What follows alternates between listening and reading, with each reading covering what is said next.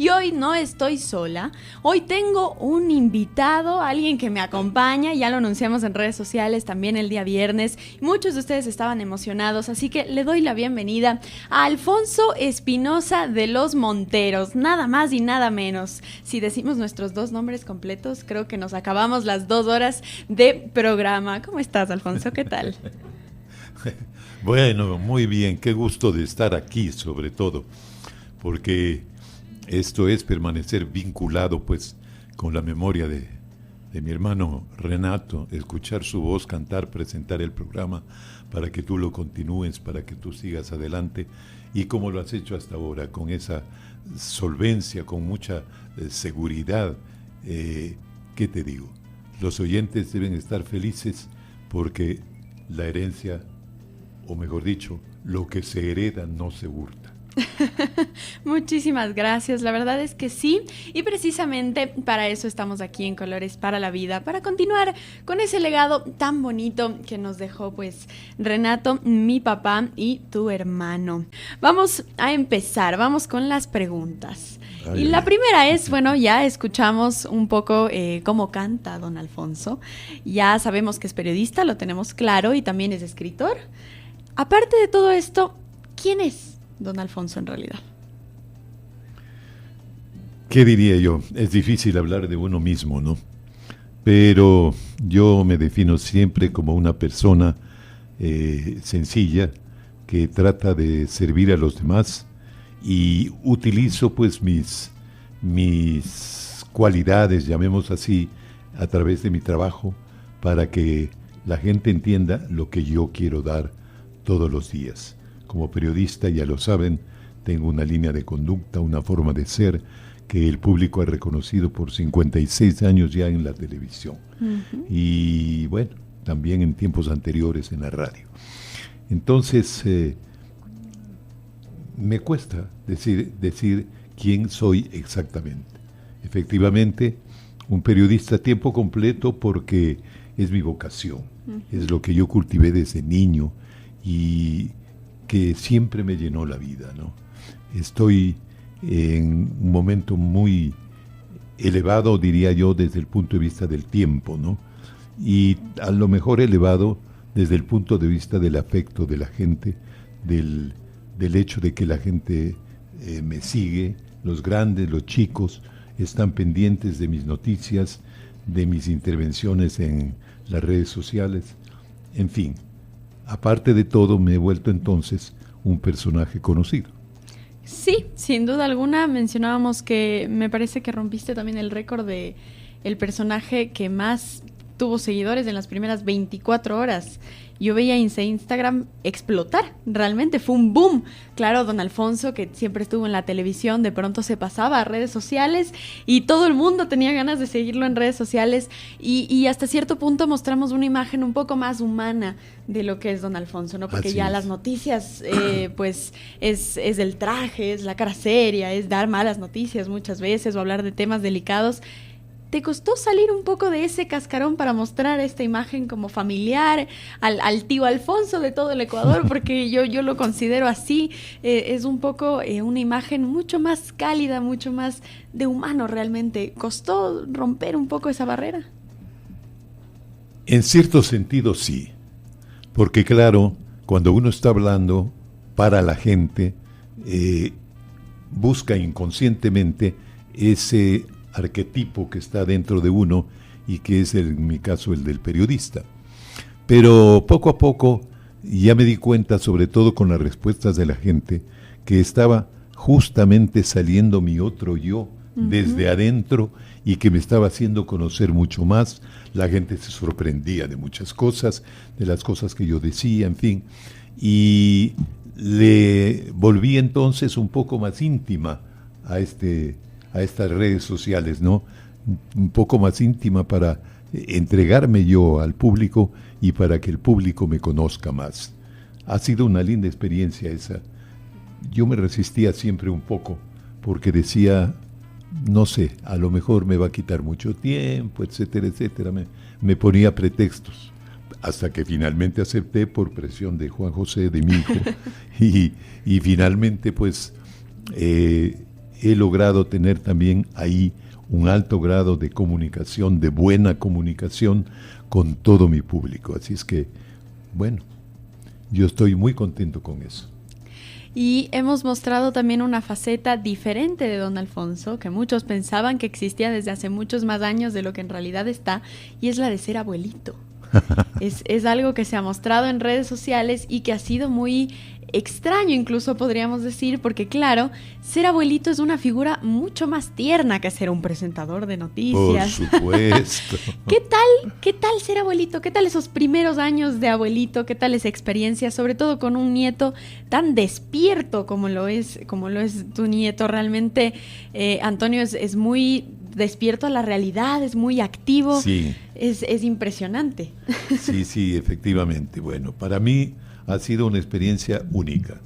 Yo sabía por la teoría, ¿no?, que, por ejemplo, las reverencias que hace mi hermano Gabriel cuando habla de este tema, dice que ser abuelito pues es algo totalmente distinto, que a uno lo vuelve más completo. Y entendía que sí, pero lo entendía así, con la mente, muy racionalmente. Pero cuando ya nació mi nieto Antonio, pues las cosas se dieron de una manera increíble, porque lo que despertó inmediatamente y desde el primer día fue esos sentimientos grandes, inmensos, que es lo que tiene un abuelo. Un abuelo tiene sentimientos a veces que parecen superiores a los de los padres. Uh-huh. No creo que sea así, pero claro, sí puedo decir que yo disfruto ampliamente de mi nieto, aparte que es una persona que se hace querer por muchísimas razones. Así es. Tú has dicho que es muy despierto, efectivamente, y él también es muy cariñoso con nosotros y está siempre buscando cualquier motivo para estar pues con sus abuelos, y nosotros por supuesto disfrutamos plenamente de eso. Nos quiere, lo adoramos, y ¿qué puedo decir yo? Para mí fue como una coronación de mi vida afectiva. Ajá. ¿No? Ya tengo mujer, tengo hijos, me faltaba un nieto. Allí sí. Estoy. Y tal vez él tiene una conciencia a su temprana edad de que su abuelo es don Alfonso. ¿Ha llegado a tener algún tipo de roce tal vez con que te pidan una foto o con, no sé, verte en la televisión? ¿Él está consciente tal vez de que su abuelo eres tú? Bueno, él me dice a mí papú, uh-huh. ¿No? Me dice papú porque Juan José, cuando era chiquito, me decía papucho. Entonces él, por no decir, no podía todavía decir papucho, pues me bautizó de papú. Pero él me ve en la televisión e inmediatamente dice papú. Ahí está, me ve con una corbata en la mano que me estoy poniendo y dice: te vas al canal, uh-huh. Te vas al noticiero, porque ahora pues habla con mucha claridad, todas estas palabras las tiene muy bien entendidas, ¿no? Sí. Entonces, fíjate que recientemente yo estaba en Guayaquil, y estaba también pues Juan José, Lorena y Antonio y el resto de la familia, estaba Priscila, Paula, en fin, pero yo tenía que volver por mi trabajo, volver a Quito. Entonces él ve que yo pues de un short que andaba puesto allí en Guayaquil con el agradable calorcito de Guayaquil, que ahora estoy extrañando con los fríos de Quito. Sí. Entonces él me ve vestido ya de otra manera y me dice: ¿a dónde te vas? ¿Al noticiero? Le digo: sí, me voy al noticiero. ¿A Ecuavisa? Sí, a Ecuavisa. Pero eso está muy lejos, dice, estamos en Guayaquil, eso está muy lejos, ¿cómo vas a hacer? Entonces le digo yo: bueno, primero me voy a tomar un avión, me voy a Quito, después me voy a la casa, me pongo como debo ponerme, me pongo mi corbata, tú lo sabes, y de allí pues ya me voy al canal para hacer el noticiero. Ah, me dice, no, qué viaje tan largo. Sí, es que, claro, debe ser un poco extraño también no entender el nivel de no sé cómo expresarlo, tal vez de qué tan conocido eres. Y esas cosas uno las entiende cuando crece, lo digo por experiencia personal. Claro, a mí me pasaba que mi tío Alfonso siempre fue mi tío Alfonso, yo lo veía muy, muy familiar, ¿no? Otra figura totalmente diferente. Y de pronto mis compañeros, mis amigos me decían, no puedo creer que Alfonso sea tu tío. Y claro, ellos lo veían de otra forma, como un personaje totalmente diferente. Y claro, me decían, es muy serio. Y yo, no tienen idea, es un peluche. Es que es tan amoroso, es tan cercano, no se parece a nada en lo que ustedes ven en la televisión. Y ahora entro a este tema porque me gustaría preguntar, ¿qué es el amor para don Alfonso? Bueno, el amor es pues la realización completa. Y siempre, en todos los momentos, los tramos de nuestra vida, estamos viéndolo, estamos descubriéndolo y lo estamos valorando. El amor es realmente la esencia suprema sin la cual nadie puede vivir. Cuando somos niños, amamos a nuestros padres muy profundamente, nos sentimos muy ligados a ellos.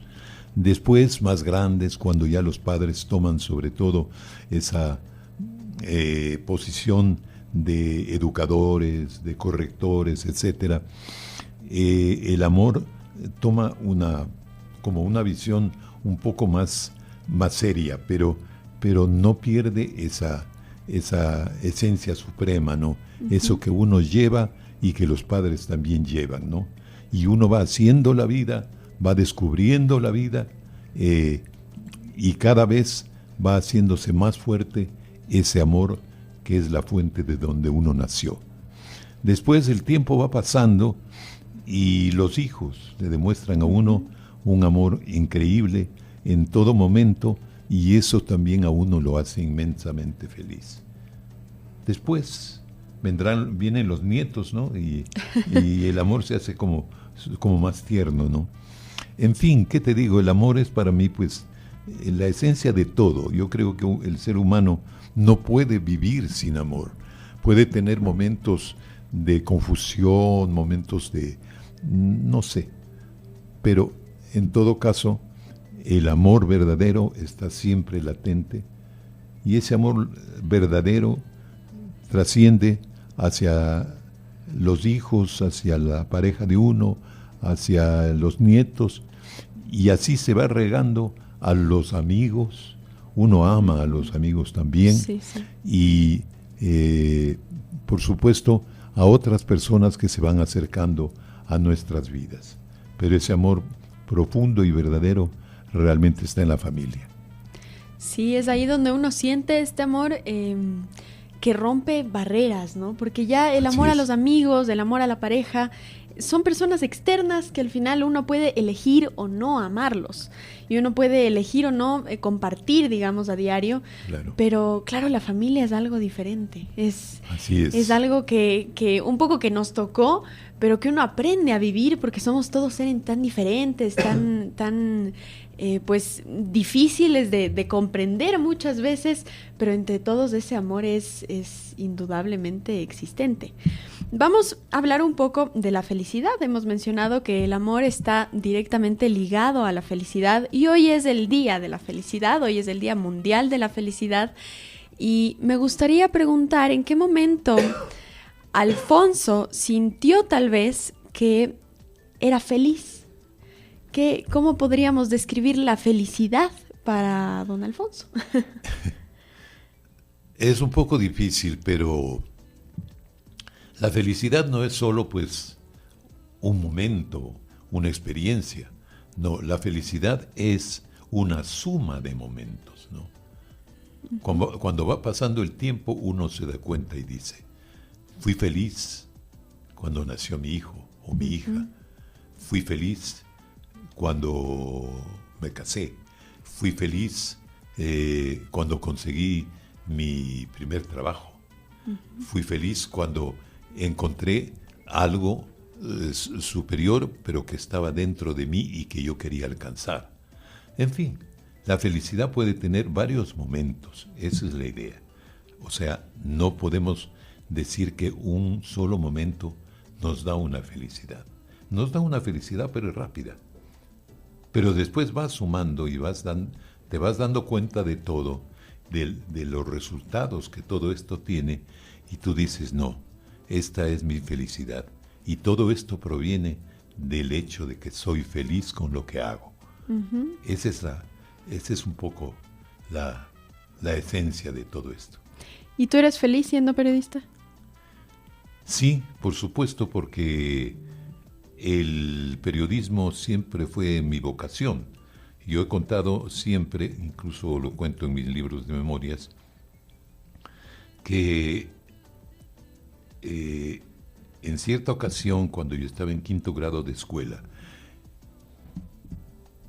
escribí pues una típica redacción de esas que nos hacen hacer en la escuela, ¿no? Que era la narración de un paseo que todos los compañeros de 5º grado hicimos al cerro Imbabura, pues allá en nuestra yacta propia, ¿no? Uh-huh. Entonces, yo que ya tenía cierta facilidad para escribir, resulté ser el que tenía la mejor redacción. Uh-huh. Y el profesor lo resaltó ante los compañeros, dijo, han hecho buenos trabajos, pero el trabajo de Alfonso Espinosa, ese es un trabajo digno de ejemplo. Entonces yo me sorprendí y él me hizo pasar delante de los compañeros ahí en la clase, me hizo leer mi redacción, pidió un aplauso para mí y en su, ¿qué diría? Pues en su afán de estimularme, de hacerme sentir bien, me dijo que debería mandarle al periódico. Pero yo, pues, muy bien ordenado, ¿qué hice? Se lo mandé a Diario El Comercio, que tenía una página de provincias, y en esa página publicaron esta crónica. No puede ser. Entonces, imagínate lo que fue para mí. Sobre todo por la forma en que me enteré. Porque en Ibarra, estamos hablando de cuando radicábamos allá, no había todavía los teléfonos caseros, digamos, ¿no? Entonces había que ir a la oficina del teléfonos a contestar las llamadas. De repente vino un muchacho y dijo a mi mamá, le dijo, señora, le están llamando de Quito. Bueno, yo escuché eso y con mi mamá nos asustamos porque casi siempre el teléfono se usaba para las malas noticias, ¿no? Sí, sí. Y fuimos corriendo a la oficina de teléfonos que estaba a 1 cuadra de distancia y entramos y resultó que el que hablaba era un tío político mío. Entonces él dijo, le dijo, no se asuste, Guadalupe, le dijo a mi mamá, no se asuste, no pasa nada malo. Solo le llamo para felicitarle porque han publicado una crónica escrita por Alfonso. Estoy contentísimo y estoy orgulloso, por eso le llamo. Entonces, mi mamá pues se sorprendió tanto que me regresó a ver y me dijo, ¿qué has hecho? Pensando que he hecho algún tipo de travesura o algo, ¿no? Al fin y al cabo era un niño, ¿no? Pero enseguida entendió de lo que se trataba, vertió su par de lágrimas, se emocionó mucho, me abrazó, nos despedimos del tío y fuimos inmediatamente a la oficina, a la agencia del Diario El Comercio para comprar el periódico. Claro. El periódico en esa época llegaba a las 11 de la mañana a Ibarra y allí pues esperamos en el almacén del señor Yepes Terán, que era el agente, y de repente tenía en mis manos un periódico donde yo veía mis palabras, veía mis pensamientos. Imagínate lo feliz que me sentí. Puedes allí darte cuenta cómo la felicidad puede hacerse presente en momentos inesperados y por motivos inesperados. Bueno, yo me sentí bien, compramos 2 periódicos, mi mamá tenía uno, yo tenía otro, y íbamos caminando de regreso a la casa, pero yo me sentía caminando sobre las nubes, ¿no? Me parecía imposible que eso haya ocurrido. Y después, cuando vio toda la familia, amigos, en fin, ya la alegría fue mucho más grande. Pasé un día increíble. ¿Y el un día muy profesor feliz. se llegó a enterar que sí se publicó en El Comercio? Por supuesto, yo mismo se lo llevé y el profesor, el señor Gordillo, me acuerdo, él pues lo comentó con todos los alumnos y dijo, vean cómo se hace. Entonces después ya nadie quería hacer redacciones, sino solo yo. Claro, y seguramente esos compañeros se acordarán de este momento y dirán tal vez, yo me imagino Alfonso que fue sí. mi compañero y no saben cómo empezó. Yo fui parte de este comienzo. Y en ese momento... Y fue una experiencia periodística. Claro, ¿no sí, es cierto? sí, totalmente. Desde ese momento la ya... primera, diría yo. Y después, ¿cuándo decidiste que sí querías ser periodista? Ok, esto es lo que quiero, me quiero dedicar a esto porque... Bueno, porque ese mismo momento, cuando yo vi mis palabras en el periódico, entendí la importancia de la comunicación. Uh-huh. Y me dije a mí mismo, qué lindo hacer esto. O sea, yo quiero abrazar esta profesión y escribir en periódicos, que en esa época era lo que se podía aspirar. Pero, claro, el tiempo pasó, nunca perdí la pista de esta experiencia y de cómo me sentí ese día. ¿Y qué pasó? Que cuando yo terminé mi 5º curso de colegio, tenía unos 17 años más o menos, ya me encontré con la radio.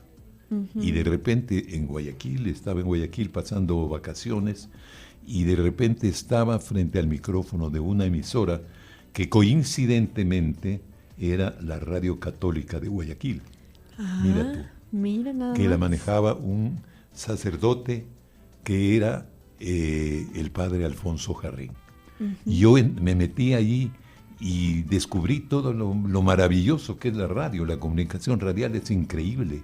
Sí. Porque así una conversación como esta, por ejemplo, la podemos tener, pero tan íntimamente con los oyentes. Uh-huh. Los oyentes se estarán a lo mejor emocionando con estas anécdotas, sí. Pero uno es el que más disfruta, más vive y más alcanza con todo esto, ¿no? Y bueno, ahí empecé, de repente estaba frente al micrófono y estaba haciendo programas de todo. La radio tenía noticieros, tenía programas musicales, por supuesto los programas religiosos, y yo estaba en todo, porque no quería separarme de la radio. Tanto que cuando volví a Ibarra después de esas vacaciones, busqué nuevamente la radio, aunque tuve un corto periodo que no sabía cómo conectarme. De repente, fíjate cómo es la vida, un primo mío, que falleció no hace mucho lastimosamente, Ramiro Guzmán, uh-huh. Él estaba de locutor en una radio en Ibarra que era la emisora CRI. Uh-huh. Pero él ya se graduó de bachiller y venía a Quito a seguir la universidad. Entonces a la primera persona que fue a contar fue a mí. Claro, y quedaba un puestito. Había un chance. Entonces yo fui, el señor Abelardo Morán, el dueño de la emisora, que me conocía a papá, en fin, él me dio inmediatamente la posibilidad, me dijo que tenía las mejores condiciones y en fin. Entonces allí estuve trabajando pues como 3 años. Esto a los 17 años. A los 17. Es decir, yo ya empecé tarde. No puede ser. Claro, no, es que si quiero romper ese récord, hace poco bromeábamos con eso, ya me tocaba empezar hace un par de años. Bueno, podríamos decir que en ese momento te enamoraste de la radio o de la comunicación en general. ¿En algún punto pensaste que terminarías en televisión? De la comunicación en general, porque recordé lo del periódico. Por supuesto, la radio tiene más encanto uh-huh. que otra forma de comunicación. Me encantaba cómo la gente disfrutaba conmigo, disfrutaba ampliamente, ¿no? Con todas las cosas que yo decía, que yo hacía, los programas musicales, en fin, todo.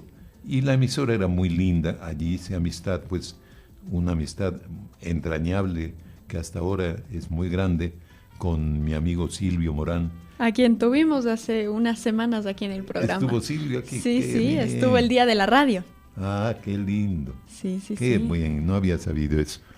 Y bueno, él también te habrá contado historias mías, ¿no? Sí, sí, sí, ahí entre los dos se van delatando poco a poco y vamos conociendo una faceta. Y bueno, te digo, yo trabajé allí hasta que primero me gradué de bachiller, porque me faltaba hacer el 6º curso. Claro. Entonces me gradué de bachiller, estudiaba en el colegio nocturno para poder trabajar en el día. Uh-huh. Entonces, me entregué totalmente a eso. Graduado de bachiller, se me propuso ser secretario del colegio donde yo me había graduado, del colegio nocturno. Entonces, que era el mismo Teodoro Gómez de la Torre, pero en aquella época estaba administrativamente separado, ¿no? Total que pasé a ser secretario del colegio, pero seguía siendo locutor en el día, en la radio.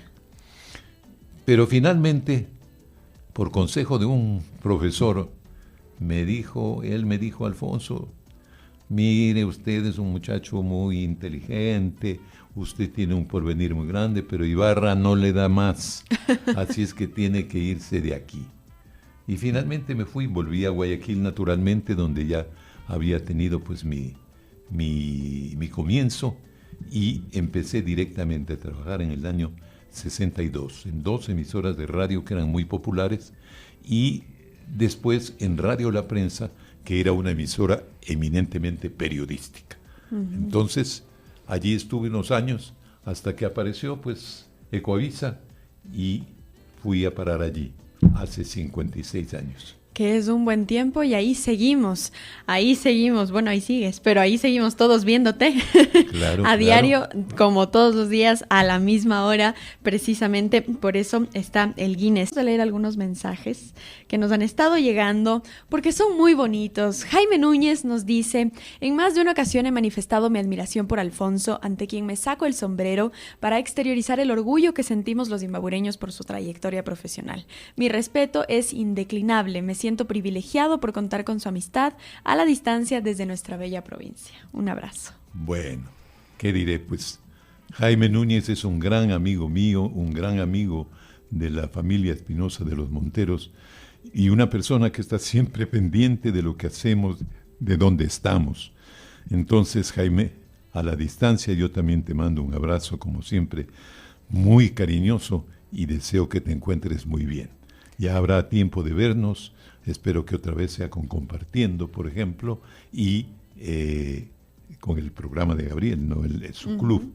Entonces, tú sabes que cuentas siempre con nuestro cariño en todo momento y nuestra gratitud. Tenemos por aquí otro mensajito de Laura con una pregunta bastante curiosa que muchas personas no lo saben. Y es que, bueno, nos dice, gracias señorita Amanda por darnos esta entrevista. Don Alfonso, abuelito, yo también lo soy. Es nuestra prolongación de nuestra vida. Gracias por venir a la radio. Bendiciones, don Alfonso. Y aquí viene la pregunta. Discúlpeme, ¿me podría indicar su color de ojos? Esto es algo que no ven en la televisión y que muchas personas no lo saben hasta que ya te conocen. Exactamente. Sí, en realidad para muchos es novedad. No sé por qué razón, porque la televisión es a color, ¿no? Y siempre saca los colores de las cosas y de la gente. Ahora ya es a color. Ahora ya es a color. Cuando yo empecé era pues en blanco y negro y naturalmente no se veía ningún color. Bueno, dime tú, ¿qué color de ojos tengo? Son azules, pero un azul clarito, es como un celeste. Claro, yo me imagino que eso viene de familia, porque por ahí mi papá tenía ojos verdes. Acacia, su hermana, tenía ojos azules. Decían que azules casi morados. Sí, un color impresionante. Mi hermana tenía unos colores, unos ojos color lila, así muy, muy extraños, ¿no? Y incluso en la noche, en la oscuridad, le brillaban así como a los gatos. ¡Qué curioso! Era especial. Pero algunos de la familia tenemos tenemos los ojos claros y efectivamente eso viene de mi madre que tenía ojos verdes, la familia de mi padre también hay gente de ojos azules allí. Mi padre tenía unos ojos un poco indefinidos, ¿no? Uh-huh. Eran un poco verdes, pero no eran tan definidos como los de tu padre, por ejemplo, claro. que eran tan verdes, ¿no? Eran como los de mi madre realmente. Y así se ha ido pues en las nuevas generaciones reproduciendo este color de ojos claros, ¿no? En mí no, que quede claro. A mí no me llegó esa herencia, lastimosamente me llegó la comunicación, me llegó la música, me llegaron muchas cosas positivas, pero los ojos han sido bien tacaños, porque al menos mi papá tiene 3 hijos, o tuvo 3 hijos, y ninguno de los 3 tenemos ojos claros. Sí. Me parece una cosa demasiado triste. Bueno, mis hijos, Paula, tienen los ojos un poco claros, pero no así tan claramente definidos como en caso mío o de los tíos, pero como es mi nieto tampoco sacó los ojos azules, que yo esperaba porque de chiquito pues se veía muy parecido a mí y yo decía que saques los ojos y estás completo. pero no, habrá sacado otras cosas. Sí, espero. Bueno, por aquí Gloria Romero nos dice: felicitaciones, buenos días Alfonso, Amandita, felicitaciones, gracias por hacernos partícipes de tantos recuerdos personales. Sí. ¿Qué se siente? ¿Se siente raro tal vez como abrir estos recuerdos personales a la gente o ya la gente es parte de la familia también y se lo entiende como tal? Bueno, no, yo no me siento raro porque poco a poco la gente me ha ido conociendo y va tratando de descubrir más cosas todavía, hasta el color de ojos, fíjate. Entonces, no me siento raro para nada, porque yo siento el afecto de la gente. La gente no solo cree en mí como periodista, no solo me sigue en el noticiero y en las redes, sino que también me tiene afecto, y eso me lo demuestra en cada momento que es posible. Uh-huh. En la calle me encuentro con gente y todos me dicen palabras tan cariñosas, ¿no?, que yo pues ya me siento parte de la gente, ¿no?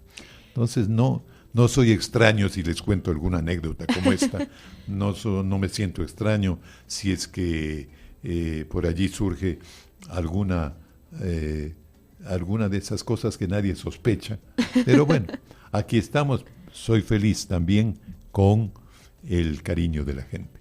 Que es muy lindo y es algo que yo nunca comprendí hasta que finalmente tuve la oportunidad de estar en un medio y experimenté este cariño, porque es un cariño diferente. A través de los medios de comunicación entramos a las casas de las personas y estamos en la casa, entonces al final nos volvemos un poco parte de la dinámica familiar y tal vez de momentos familiares como familias enteras que se sientan a escuchar el programa o que se sientan a ver las noticias. Son cosas muy extrañas y claro, a ti te pasa que has estado durante generaciones en las casas, entonces te conocen desde adultos mayores hasta pequeñitos y todos tenemos algo en común y es Don Alfonso. Es como ese tesorito nacional, ¿no? Como saben bromear mucho en los memes y en las imágenes, pues así un poco en sentido de chascarrillo, y es que es esto, ¿no? Es el estar en la casa de alguien formando parte de todos estos momentos y es algo muy bonito. Sí, es muy bonito realmente para nosotros, aunque también es una gran responsabilidad, ¿no? Sí. Porque nuestra imagen es buena, está muy acogida y debe conservarse así. Y eso depende de nuestra manera de ser, de nuestra conducta, de nuestra voluntad de servicio a los demás. Eso es muy, muy, muy importante. Así es que, bueno, tenemos que seguir en esto porque somos felices los dos en estas tareas de comunicación. Sí, lo somos. Miren, nada más la vida nos ha llevado coincidencialmente a terminar en lugares similares y ya veremos lo que nos espera con el paso del tiempo. Beatriz Morales desde Quito dice: buenos días, Amandita. Un 10 con la entrevista a tu tío. Un señor admirable y admirado. Canta una canción preciosa, dice: La noche que te amé. Muchas muchísimas gracias, que es una canción que ya la encontramos. Me has sabido decir en qué álbum está. No la he escuchado, así que me he de sorprender yo con ustedes. Y nos siguen llegando mensajes. Buenos días, Colores para la Vida. Un personaje único. Mi saludo para don Alfonso y que Dios le regale muchos años de vida. Gracias, Amandita, por esta entrevista súper interesante. Que vive el amor y la vida que el Señor nos regala. Qué lindo, que viva. Sí, sí, así hay que ser, así hay que ser. Que celebrar todas estas oportunidades que tenemos para compartir con el público, para acercarnos un poco más. Y a esto va este programa y este especial tan bonito con un personaje que yo mencioné. Nos ha inspirado no solamente a mí, sino hace unas semanas tuvimos a Janet Nostroza también diciendo que te tenía como referente. ¿Qué se siente ser ese referente no solo de la familia, sino del Ecuador entero? Bueno, se siente, recalco ya lo que yo ya dije, primero una gran responsabilidad. Uh-huh. En mi trabajo, pues yo tengo el noticiero todos los días y tengo que cumplir con todas las reglas propias del periodismo profesional. Primero la parte ética que la cultivo desde siempre, es herencia de mis padres, de mis maestros y de mi propia forma de haberme cultivado. La responsabilidad es grande porque estamos hablando de cosas de la sociedad, de cosas del país, de lo que tenemos que hacer, de lo que nos está faltando, de cómo tenemos que desarrollar criterios positivos como ciudadanos ecuatorianos. Todo eso trato yo de proyectar a través de nuestro noticiero, inclusive pues una alta dosis de paz interior que todos necesitamos en los actuales momentos, ¿no? Sí. Aparte de la responsabilidad, pues está simplemente, como diría, la satisfacción, la autorrealización, lo que uno lleva dentro porque está haciendo las cosas que lleva dentro, está disfrutando desde adentro. ¿Qué más puede ser entonces? ¿Qué más puede darnos más importancia, más felicidad? Y yo me alegro de que el público valore estas cualidades o estas condiciones más bien y de alguna manera pues me lo haga sentir y me lo haga saber. Qué lindo, porque sí, precisamente esa responsabilidad se siente y cuando uno la tiene, también los hogares lo sienten. Ellos están conscientes de que están frente a un periodista, un comunicador responsable con el micrófono, con la cámara, con cualquier medio que utilice para expresar toda su comunicación, y eso es algo que valoran muchísimo y que se tiene que valorar porque es difícil de encontrar y puede ser muy difícil de encontrar tomando en cuenta pues el camino del mundo que está llevando pues una rienda un poco descarrilada, podríamos decir, en algunos aspectos. Así es, en esta época tan difícil que vive el mundo, no solo el Ecuador, sino todo el mundo, nosotros tenemos que ser una luz, tenemos que ser alguien que puede poner sobre el tapete las cosas positivas que sí se pueden vivir y desarrollar. Entonces, la gente que está en un trabajo público como el nuestro, pues tenemos esa obligación. Sí, es una obligación muy buena porque al final la cumplimos y eso es lo importante y lo hacemos día a día. Se habla mucho de mi abuelo, ¿no? De su padre, porque también era comunicador y porque les heredó mucho esta vocación. Pero, ¿qué participación tuvo tu madre, mi abuela, para lo que eres ahora mismo? Una participación muy importante. Efectivamente, mi padre pues me dio la pista para que yo sea comunicador y llegue a cultivar y a desarrollarme. Pero mi madre me dio otras cosas más profundas. Me dio la voluntad de luchar. Nunca fuimos una familia que tenía pues, no sé, la verdad es que más bien teníamos dificultad, pero ella resistía con tanta fuerza, resistía todo esto y nos criaba a todos y nos educaba a todos y cumplía con todos nosotros, ¿no? Nos estaba pendiente, llegábamos a la escuela, al colegio, sabía de lo que nosotros hacíamos y ella también tuvo una experiencia de profesora. Entonces, naturalmente, esa experiencia solía aplicarla con nosotros. Cuando éramos muy niños todavía, por ejemplo, ella en la mesa de comer, regularmente después del almuerzo, nos quedábamos un rato, o de la cena también, nos quedábamos un buen rato haciendo pruebas que mi mamá nos planteaba, para que reforcemos el conocimiento.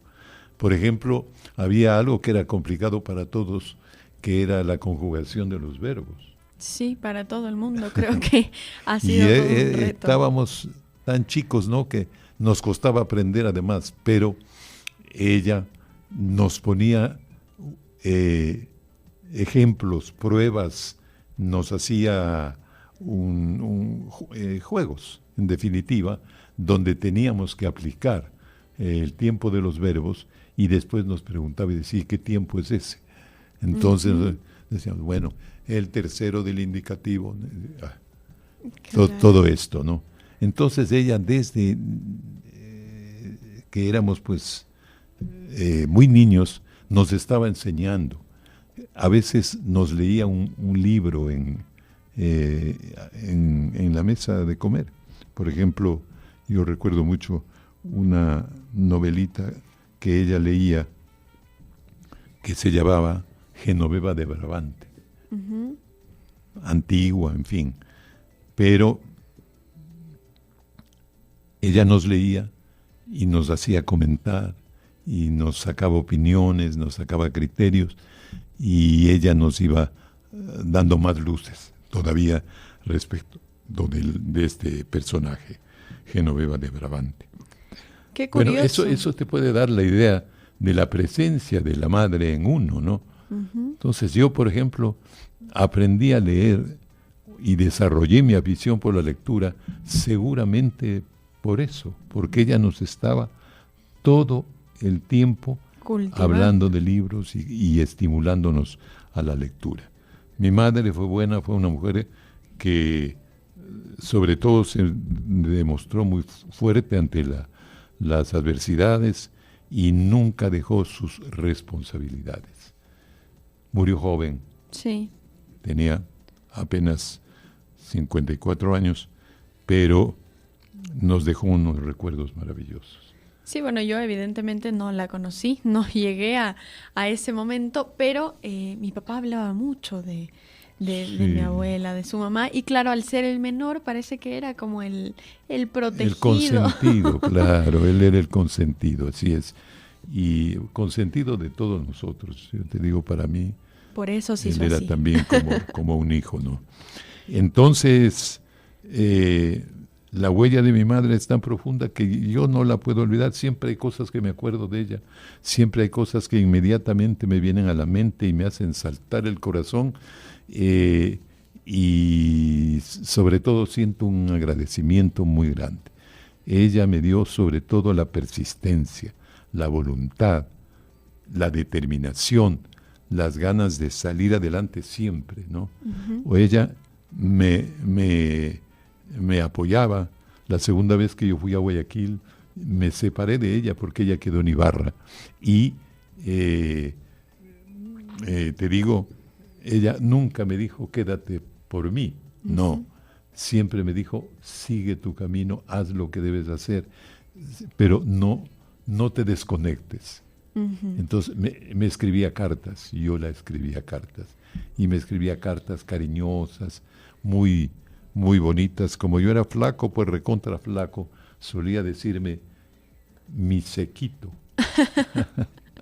y en todas las cartas estaba muy pendiente de lo que pasaba conmigo, me preguntaba qué fue, cómo está todo en la casa, etcétera, etcétera. Porque una vez ella, cuando ya estaba muy enferma, ella tuvo cáncer, volvió a Ibarra, estuvo con su familia, yo mismo la llevé, con sus hermanas, disfrutaba mucho, pero siempre extrañaba a sus hijos, hasta que volvió y estuvo con nosotros, pues, algo más del último año. Bueno, la madre siempre es maravillosa. Yo veo a tu madre aquí, ¿no? La veo detrás del vidrio preocupada.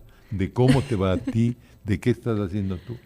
Esa es la madre. Sí. La madre que se entrega absolutamente a todo lo que tiene que entregarse. Y este es un sentimiento de la familia entera y sobre todo de todos los hermanos hacia su madre. Y a esto quiero traer a colación un poco cómo empezó don Alfonso en la actuación. Porque yo he visto por ahí en el piso de abajo de su casa un letrerito en donde sale una novela y entre los actores estás tú. Bueno, sí.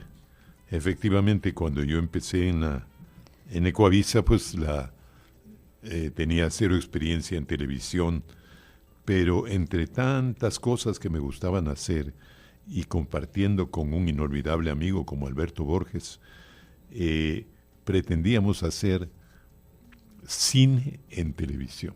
Uh-huh. Entonces empezamos a montar películas, a escribir argumentos y hicimos una serie que se llamó Carta de Amor.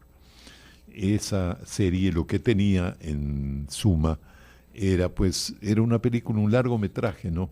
1:30 como cualquier película de cine, y lo particular era que estaba protagonizada pues por mi queridísima Toti Rodríguez, uh-huh, que estaba recién venida de Europa, triunfando por allá en el cine europeo y en el cine americano también. Entonces, ¿cómo diría? Pues pensamos que era la oportunidad ideal y empezamos a escribir y a desarrollar estos largometrajes que los transmitíamos los días miércoles a las 9 de la noche. Y allí me estrené de actor, por voluntad de Alberto, porque yo lo que menos me sentía era actor, nunca había aprendido nada, nunca había escuchado nada, y yo le decía, mejor busquemos un actor profesional, ¿no? No, me decía Alberto, tú eres actor. Yo le solía molestar a él diciéndole que era Fellini, y él me decía, y tú eres Mastroianni. Entonces imagínate esos grandes personajes del cine. Hicimos estas series, nos divertimos mucho, no fueron grandes producciones ni cosa por el estilo, pero lo más importante es que a la gente le gustó. Uh-huh. A la gente le gustó ese experimento que nosotros estábamos haciendo, porque no podía ser otra cosa que un experimento. Tenía cosas nuevas, como, bueno, tuvo una cosa nueva que para la gente resultó curiosa y que se comenta hasta ahora, que fue el primer beso en televisión, uh-huh, de 2 actores ecuatorianos. Entonces, por allí va esta experiencia. Y el beso fue suyo. ¿Perdón? Estabas tú en el beso, digamos. Por supuesto. Por supuesto. Toti y yo pues estuvimos en ese beso que la gente comentó muchísimo porque le llamó la atención que artistas ecuatorianos se den un beso en la pantalla. Eso no se había visto antes en la televisión y claro, fue toda una novelería, ¿no? Ya te digo, hasta ahora suelen preguntarme de ese tema y a Toti igual. Entonces, pero claro, ya es una experiencia pasada muy linda y sí, yo descubrí en ese momento que sí tenía facultades para ser actor. Entonces, sí tenía cierto talento, podría decir, no así humildemente, por supuesto, con toda modestia, porque era una época en que no teníamos el videotape, no claro, grabábamos, no podíamos editar. Claro. Eso tan sencillo que ahora se hace en un celular, uh-huh, nosotros no teníamos. Entonces, si nos equivocábamos, teníamos que corregirlo al aire, uh-huh, porque era transmisión en vivo. Entonces, bueno, fue difícil, pero muy grato y a la gente le gustó muchísimo.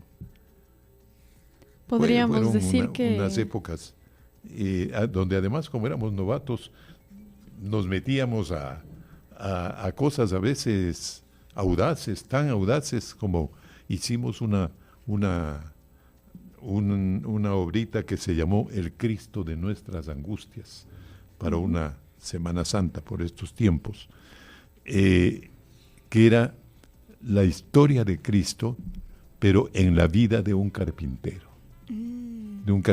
pobre, modesto, hicimos con exteriores, usando una camarita de película que en ese tiempo usábamos en el noticiero, pero la pusimos en diversas escenas en el suburbio de Guayaquil, en las calles de Guayaquil.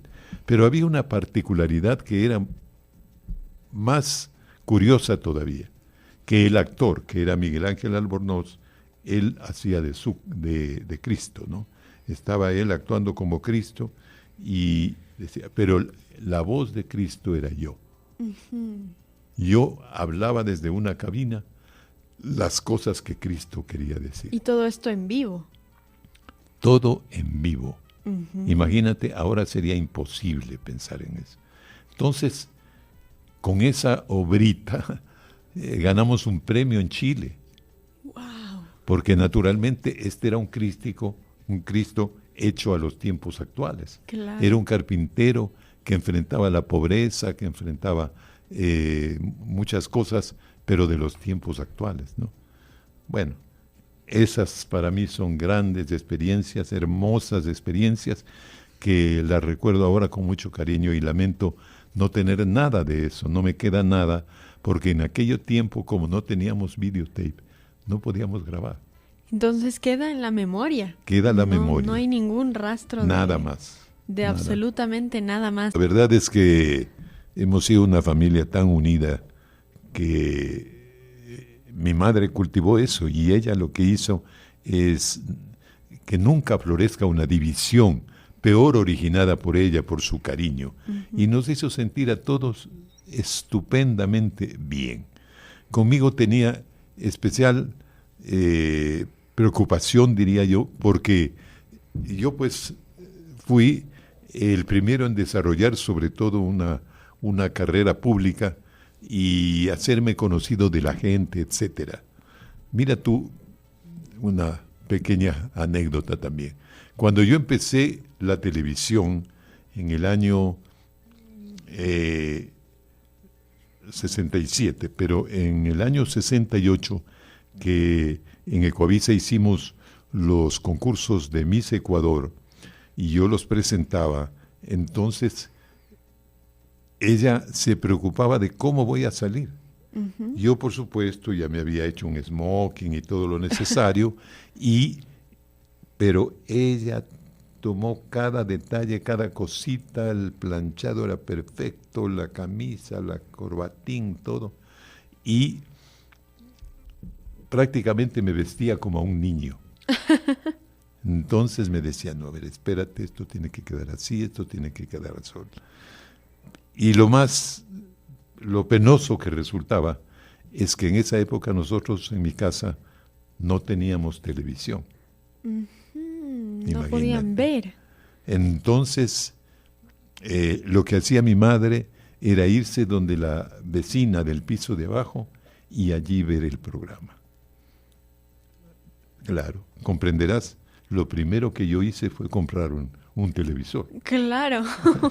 Un televisor, cuando ya empezaron a surgir todo este tipo de programas donde yo estaba y donde iba ganando prestigio, fama, ¿no?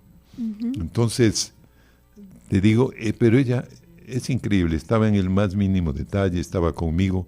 Yo, por supuesto, siempre muy preocupado de ella, sobre todo cuando enfermó. Uh-huh. Hice todo lo necesario para salvarla.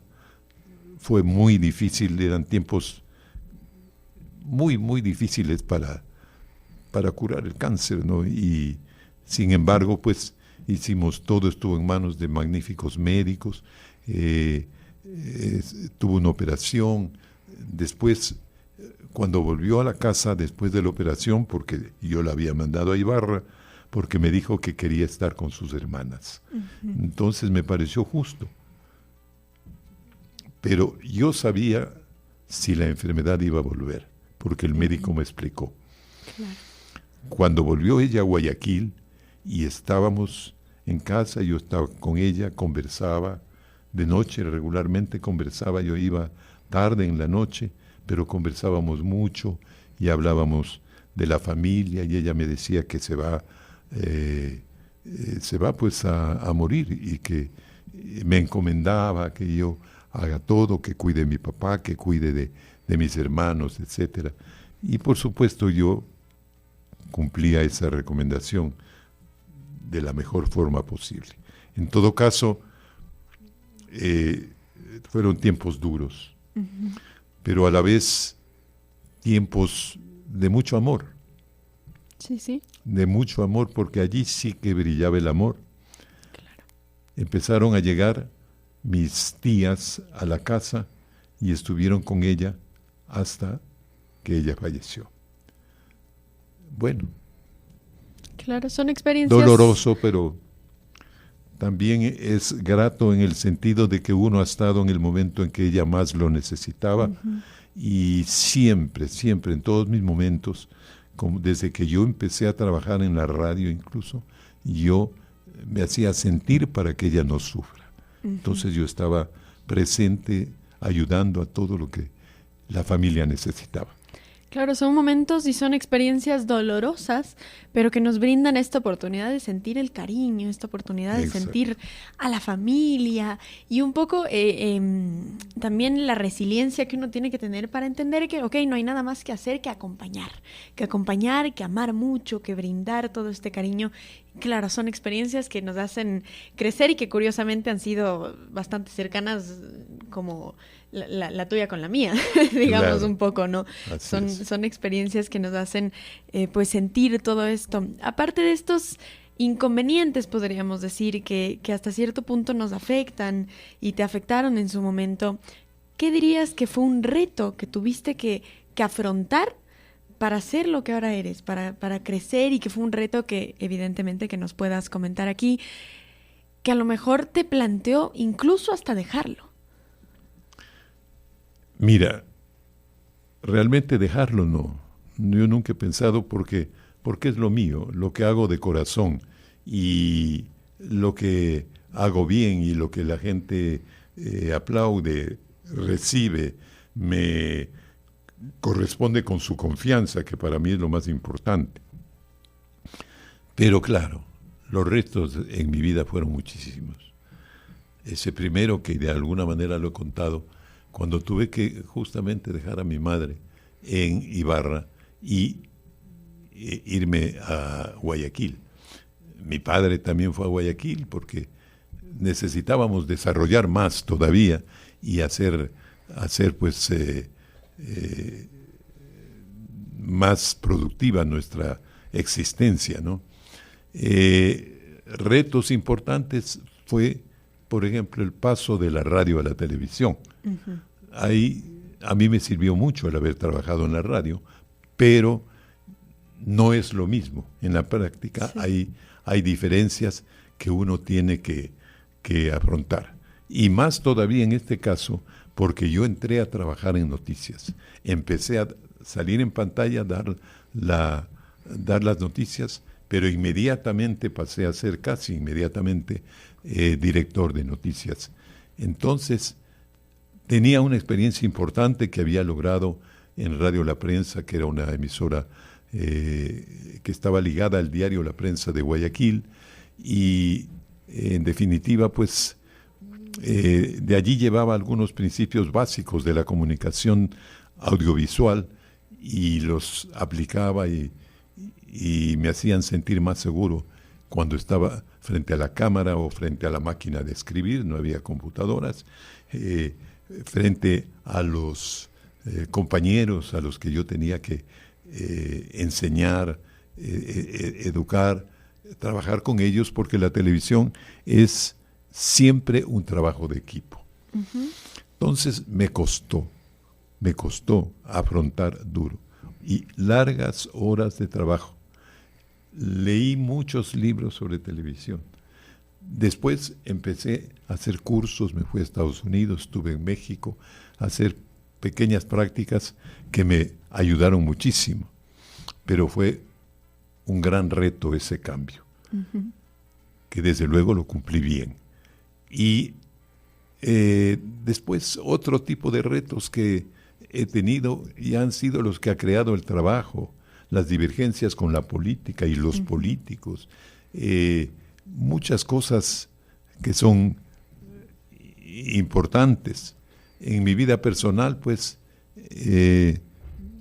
un reto muy dulce, muy, que diría, pues, muy placentero incluso, fue mi matrimonio, formar mi familia, tener mis hijos, tener mi mujer y estar, digamos, como el eje principal de una familia.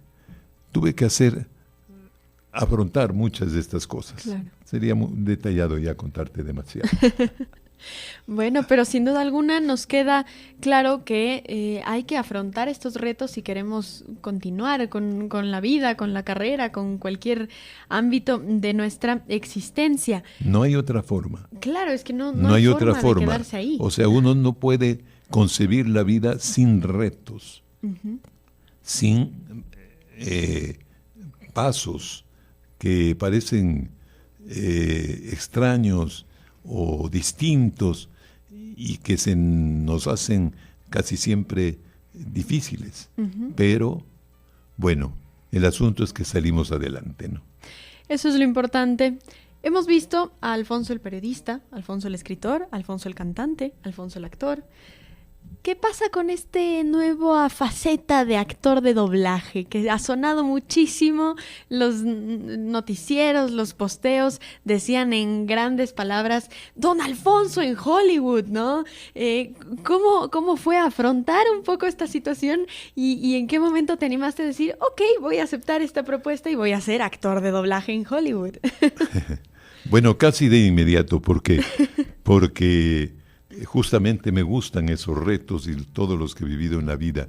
Y pensé que lo podía hacer con más facilidad. Yo alguna vez en California estuve presente en una sesión de doblaje de una película americana. Y vi muchas cosas y vi cómo los actores del doblaje actuaban igual que los actores en vivo. Y bueno, era un encanto eso, ¿no? Ver actuar estas dos facetas, digamos, de lo que vemos en una película. Y desde luego, en este caso, me entusiasmé por esa experiencia anterior, que yo estuve solo de testigo, pero por ello me entusiasmé y dije, ok, voy a meterme en esto también como un desafío nuevo. Es algo que no he hecho. ¿Por qué no lo voy a hacer? Entonces yo la única advertencia que puse es que si no sale bien, pues busquen otra persona y nomás me digan, no está bien. Ajá. Y se acabó. Entonces hicimos pues la grabación y aquí me permito aclarar que lo que yo interpreto en el doblaje es a un personaje que habla escasos 2 o 3 minutos. O sea, no es que yo estoy de actor. Si van a ver esa película, no me van a ver ahí. Me van a oír en un momento determinado, pero va a ser una intervención muy corta. Entonces, lo hice con relativa facilidad.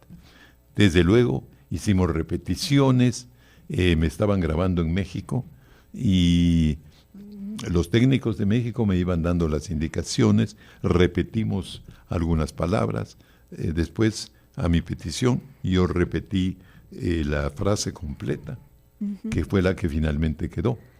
Mira nada y más. Estas personas quedaron muy contentas y me ofrecieron tenerme en cuenta para futuros doblajes. ¿Y aceptarías tal vez que te digan, ok, en este momento hiciste un doblaje de escasos minutos, tal vez toda una película sería un reto que tomarías? Sería increíble, sería durísima, pero para eso yo ya tendría que ir al estudio donde se hacen los doblajes, porque todo esto lo hicimos acá en el Ecuador, pero nos grababan en México y yo me comunicaba con las personas que me grababan. Claro, lo haría con más cuidado, con más dedicación y para cumplir pues un tiempo más largo y una responsabilidad más larga, considerando que se trata de doblar a un actor más importante, digamos. Y sí, lo he hecho muy bonito. Claro que los señores de Paramount Pictures, que son los dueños de la película, se han preocupado de divulgarla de todos medios y de usarme como medio de promoción para que la película despierte ilusión en los ecuatorianos y vayan a verlo. Y es que así es. A mí me pueden decir que aparece una sola palabra, que estoy segura que cuando estemos en el cine, en estos lugares, pues sonará un suspiro cuando suene Don Alfonso, cuando todos escuchemos a Don Alfonso. Y claro, va a ser un poco hasta la esperanza, ¿no? Ver toda la película entera para encontrar esos escasos minutos en los que aparezca su voz y ojalá en un futuro pues hablemos de una película entera, de un doblaje entero. Me encantaría hacer todo eso. Claro, ya cuando tienes la conexión en realidad y Paramount Pictures te ha dicho que te podría tomar en cuenta para siguientes oportunidades, es realmente una oportunidad que se pone ahí sobre la mesa. Tal vez podríamos decir que en temas de sueños, en temas de cosas que te has planteado en tu vida, has cumplido varios. Tal vez alguno que don Alfonso no ha cumplido aún, porque nos ha quedado claro que la edad no es un impedimento de absolutamente nada y que el día de mañana capaz y podríamos lanzarnos a cualquier otro reto. No puedo decir que me quede algo pendiente, pero de repente surge algo como surgió esto del doblaje y me da otra oportunidad. Pero siento que he hecho de todo realmente en el mundo de la comunicación.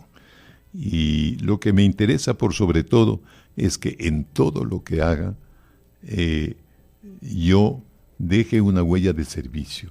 O sea, que la gente se sienta bien de escucharme, de verme o de lo que sea. Uh-huh. Entonces, bueno, ya veremos. Y con todos estos años, ya siendo las 12:47, me gustaría entrar al tema de la marca personal. Con todos estos años has armado una marca personal muy sólida, muy consolidada, muy bien consolidada aquí en el Ecuador e incluso en el exterior.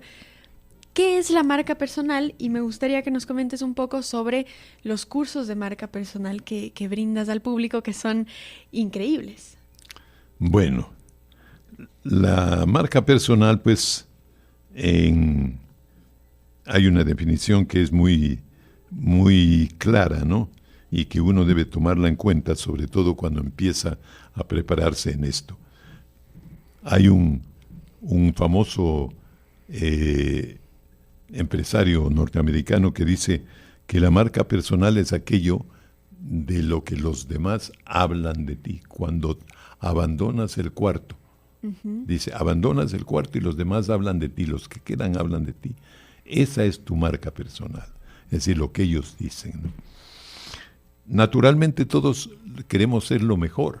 Uh-huh. Y para eso es que uno puede prepararse digamos, en este tema de la marca personal. No es complicado, por lo menos el curso que yo hago es un curso pequeño de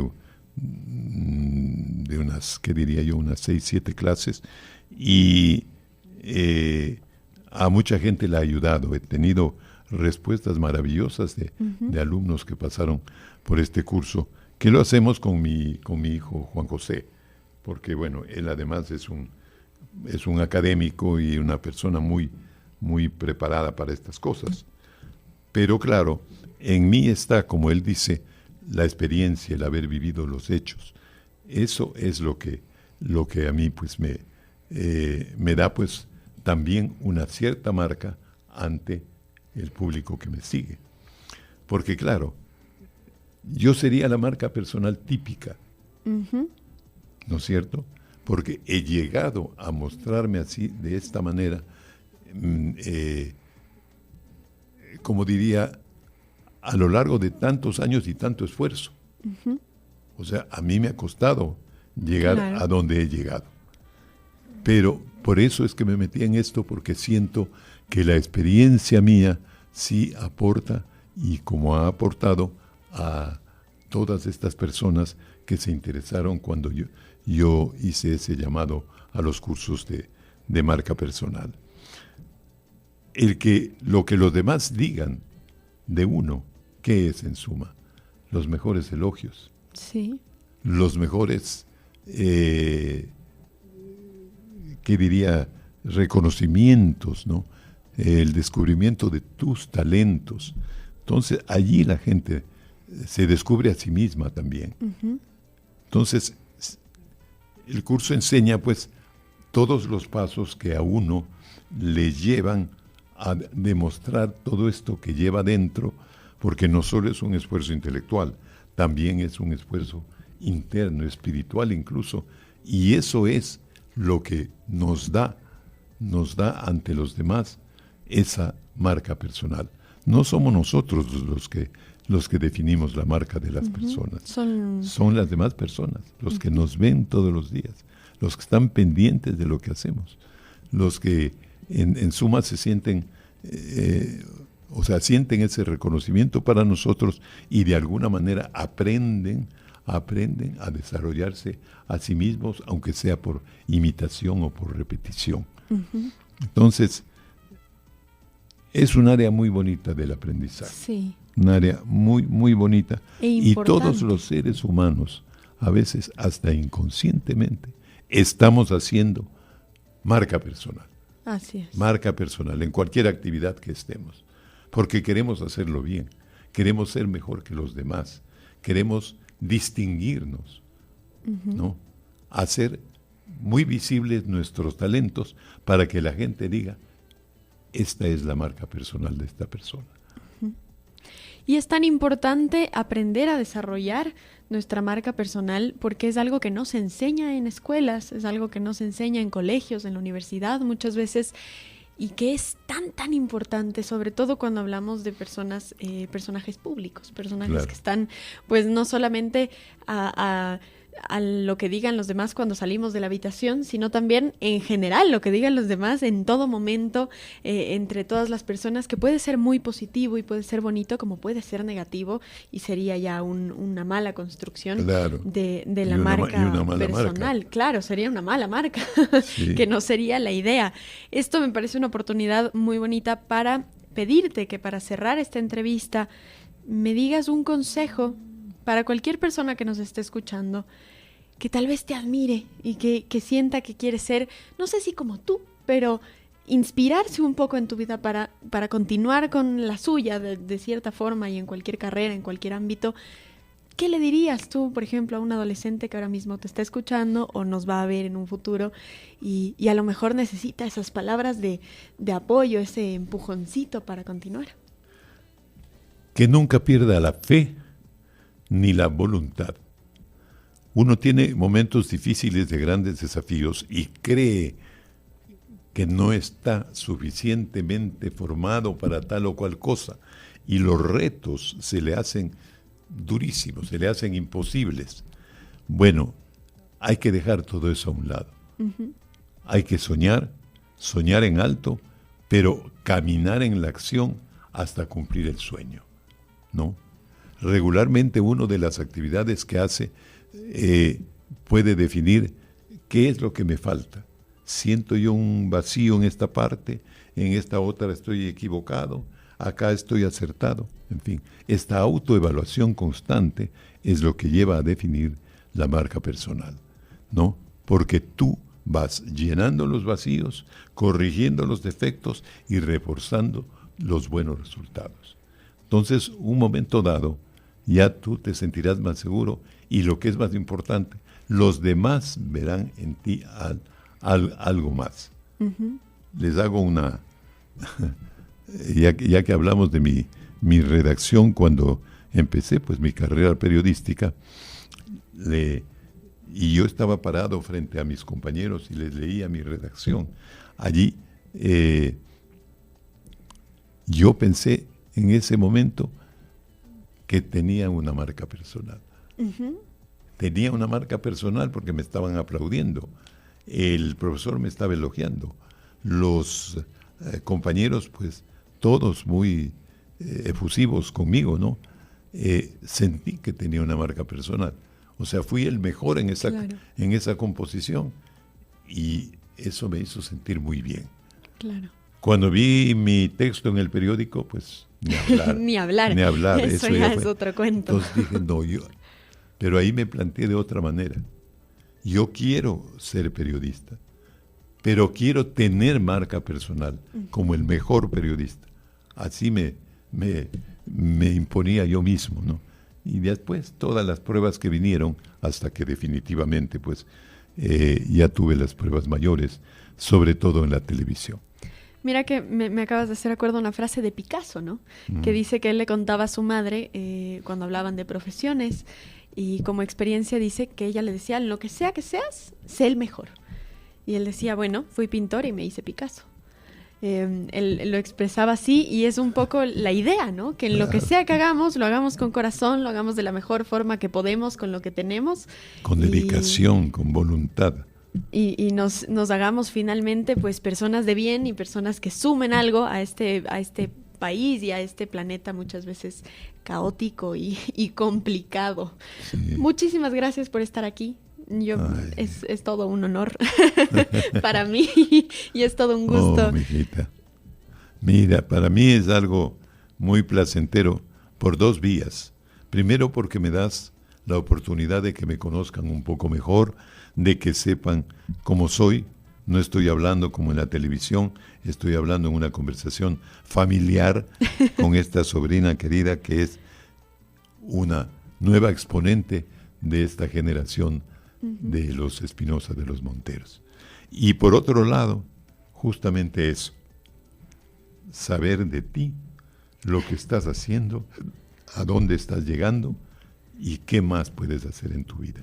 Te deseo lo mejor del mundo y sé que tú vas a lograr lo mejor del mundo en todos tus afanes, en todas tus luchas. Muchísimas gracias. La verdad es que sí, para mí es un gusto no solamente pues recibir estas palabras de mi tío, sino también recibir estas palabras de Alfonso Espinosa de los Monteros, que son como dos personajes que yo los considero separados, los veo de forma separada, y es un gusto abrir las puertas a que los oyentes también conozcan esta otra faceta de don Alfonso, que es diferente, es familiar, y como digo, finalmente todos nos volvemos como sobrinos de don Alfonso, todos te tenemos como un referente, pues es una experiencia grata conocer un poco más de detalles de este personaje que normalmente vemos serio y un poco hasta bravo en la televisión, ¿no? Y claro, conocerlo de esta forma tan bonita, como un abuelito, como un tío, como un profesional, como un hijo, como un hermano, todas estas experiencias que nos brindan pues la radio y la magia de la comunicación. Muchísimas gracias, Alfonso, por estar aquí, es todo un gusto tenerte y esperamos pues tenerte en estos estudios en alguna otra ocasión.